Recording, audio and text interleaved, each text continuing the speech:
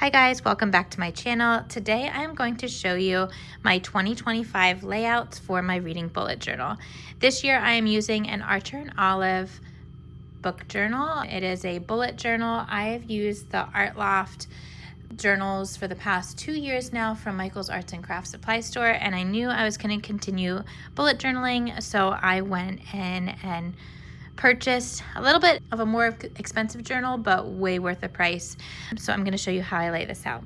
A couple of things before I get started is these are some materials. Most of the materials I do use is just a regular gel pen. I also use a wide range of the Tombow water-based dual brush pens. One has a bullet tip on it and the other one is a brush tip for your calligraphy. So I do use that. And then a lot of lettering, summaries, fine lines for tables. I use micron pens. And then the last one I really enjoy using too with certain colors is the Twin Tip Sketch Marker by King's Art. It's a smaller brush for calligraphy, but then I really like this fine tip on the other side for lettering as well. So I'll push those off to the side and we'll get started. I use tabs for my monthly summaries that you'll see here in just a minute. I love this foil cover on the front. I have my table of contents.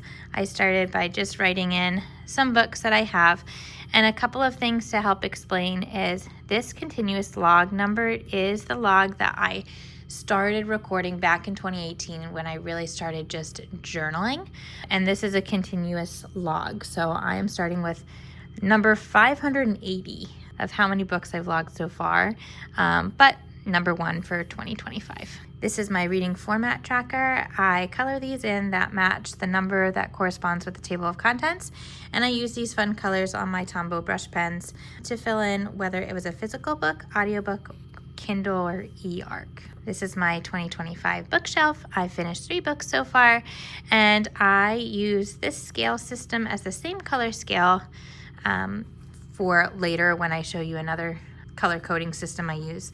But whatever star I gave it, I will also color in the binding. And I am a whole star rater, so I do not do like 2.5 or 4.75. It is a solid number, and it correlates with my Goodreads if you ever want to check that out too. So 1 5-star so far and 2 4-star reads. This is my yearly stats page. It shows all of the months with the total at the end, and then I will fill these in as the month progresses and as the year progresses. This is my monthly stats. This is one of my favorites. The first 5 rows are just the star ratings, and then I have cut them apart by quarters with certain totals of physical, audio, and ebooks, reads that I've read, pages, and then the total amount of days, hours, and minutes listened for audiobooks. I am part of the Book of the Month Club, so I write down the book that I will receive or get with my book credits on Book of the Month, and then I have my most favorite and least favorite Book of the Month choice for the year. I am way overwhelmed with my TBR, so I decided to skip January, but hopefully I can use a couple of credits for February's. This is also one of my favorite spreads that I do. It's the same color coordinated system as I do for my bookshelf here. It's a 5, 4, 3, 2, or 1 star.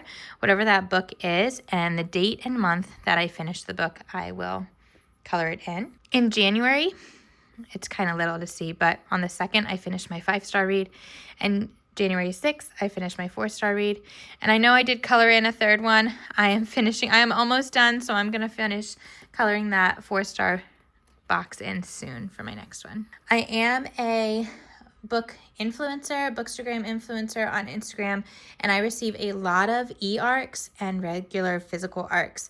And what that is they are copies of books that publishers send to influencers to read ahead of time prior to the publishing date, if you can. You don't get in trouble if you don't, but to help promote the book and to push out any reviews that you have.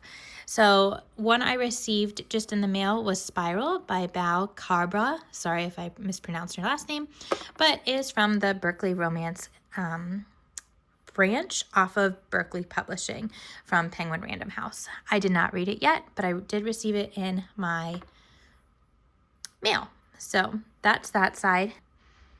This side is new books added in 2025. So these are books that are given to me as a purchase, or I purchase them myself. Next page is my library savings. So I will use this if I rent out a physical copy from my local library, or if I use apps like Hoopla, Libby, Cloud Library, that I can download the audiobook and then return at a later date.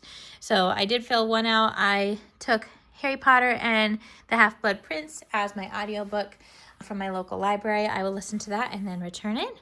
It is an audiobook, so I did my little symbol there, January, and I saved $45. Next is just 5-star favorites, and you can see right now, Deep End by Allie Hazelwood is my first 5-star read of 2025. Here are the monthly spreads. I do this every journal that I've done so far. These are monthly stats that include total books read, physical books, audiobooks, and Kindle books, total pages read, total hours listened down to the hour and minute for audiobooks, and then total days read in that month.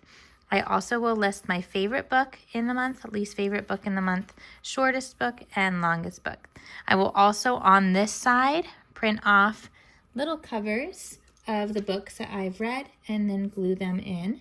I will use little pictures like this, and then when I'm done with the month, I spread them out so I can see all the covers of the books that I read that month. I might as well, if there's time and a quote that I really enjoyed from one of my favorite books, I'll put it down at the bottom to fill in that little space. And then I move into my monthly summaries. So I'm going to cover this up so I don't spoil anything for you guys.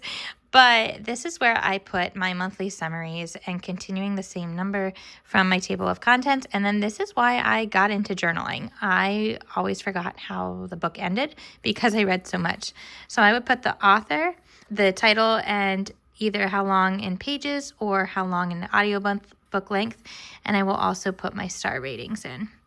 I continued on this side too. I just need to finish that summary for first time caller. And then I will have the continuous February, March, April, May, June, July, all the way to the end of the year. I give about 8 blank pages in between the months. I don't separate them out between the month itself. I kind of keep the spread open, so that way, however short or long the summary needs to be, I'm not contained in a certain amount of space. One more thing that I forgot to mention, I'll show you in January section. I also print out the book covers that I am reading to go along with my summary, so I also remember what that looks like. So that is my 2025 reading bullet journal. I will do my best to continue to post new updates of my journal along with certain journal techniques and tips if you're ever trying to make a reading bullet journal yourself. Just know that it takes time and practice. You might mess up and that's okay, but just have fun with it. It's a great satisfying project at the end of the year where you can go back and look at all the books and summaries and stats that you've read throughout the year. Happy reading!